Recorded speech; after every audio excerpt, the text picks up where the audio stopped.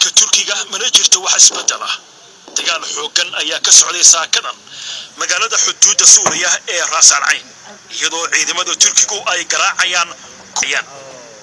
Turkiga iyo ciidamada Suuriyiinta ay taageerto ayaa kala wareegay 95 kiiloomitir ciidamada kurxisa oo aqoonsan yihiin si degdeg ah ayay u qabsanayaan meelaha ay Kurdidu gacanta ku hayaan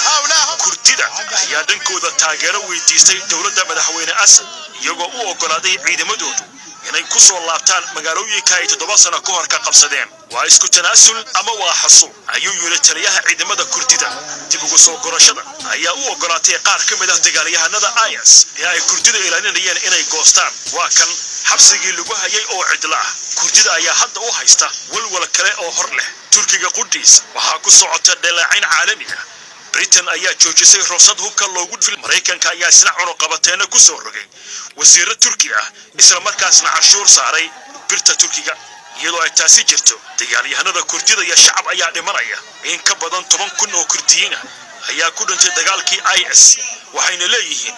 masidan ayuu galbku noogu mahadcelinaya dhibaatada bini'aadantinimo ayaa sii kordhaysa 160,000 oo qof ayaa barakacay maalmihii u dambeeyay madaxweynaha Turkigu wuu sii wadaa dagaalka isagoo sheegaya inuu nabadeyn doono gobolka laakiin dhalinyaro iyo waayeel jooga meelo nabad aha dhiig cusub ayaa shaxlaynaya dolaad cusub ayaa jirta oo qoto